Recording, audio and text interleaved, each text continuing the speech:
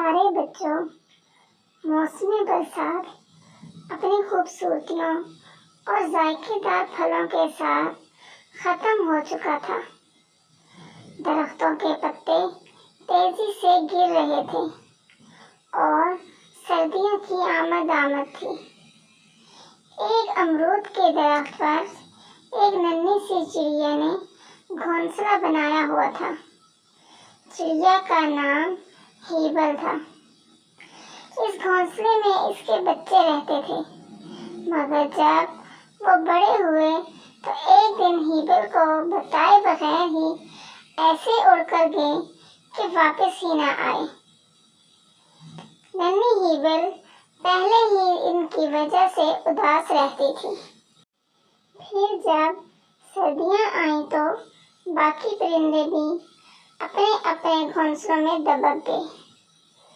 اب اس امرود کے پیڑ سے امرود بھی تقریباً ختم ہو چکے تھے، بس ایک آدھ امرود باقی رہ گیا تھا۔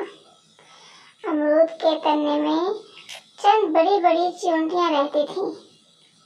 ہیبل سارا دن شاخ پر بیٹھی ان چیونٹیوں کو دیکھتی رہتی۔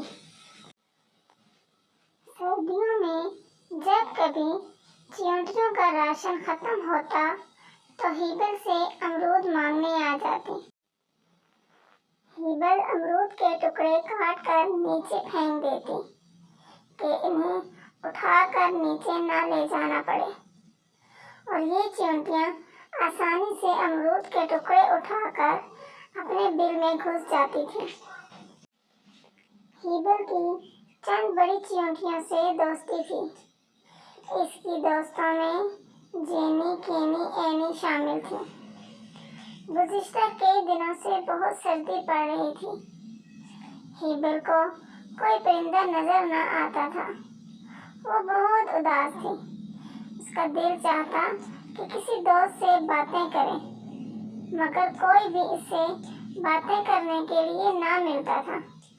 اس نے سوچا، چلو جینی، کینی، اینی سے ملتی ہوں، ان سے باتیں کرتی ہوں تو طبیعت خوش ہو جائے گی۔ ہیبل نیچے آئی اور چیونٹیوں کے بل کے باہر آ کر آوازیں دینے لگی، چینی باہر آؤ، کینی میں ہیبل ہوں۔ کوئی باہر نہ آیا تو اس نے پھر آواز لگائی، اینی دیکھو مجھے تمہاری ضرورت ہے۔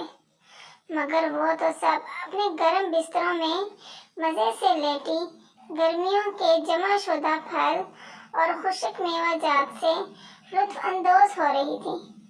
وہ سب خاموش رہیں، کوئی بھی اس کی بات سننے نہ آئی۔ کئی دن گزر گئے، ہیبل کمزور ہوتی جا رہی تھی۔ کوئی انسان بھی باہر نہیں نکلتا تھا۔ مہینے بھر سے شدید دھند اور سردی نے انسانوں کو بھی گھروں میں قید کر دیا تھا۔ کچھ لوگ بیماریوں کے خوف سے بھی باہر نہیں نکلتے تھے۔ ہیبل بیچاری کا سردی اور اداسی سے برا حال ہو گیا تھا کہ وہ اٹھ کر چل بھی نہیں سکتی تھی۔ کچھ کھانے کو بھی دل نہیں چاہتا تھا۔ پھر ایک دن جب چیونٹیوں کا کھانا ختم ہو گیا تو پھر وہ اپنے بستر سے اٹھی کہ کھانے کے لیے ڈھونڈے، مگر باہر طوفانی بارش سے ہر طرف پانی جمع ہو گیا تھا، یہاں تک کہ پانی چیونٹیوں کے بل میں گھس آیا اور ان سب کا کھانا بھی خراب ہو گیا تھا۔ چیونٹیاں سر پر پاؤں رکھ کر بھاگیں۔ اب سوائے پیڑ پر چڑھ جانے کے ان کے پاس بچاؤ کی کوئی تدبیر نہ تھی، نہ کچھ کھانے کو تھا۔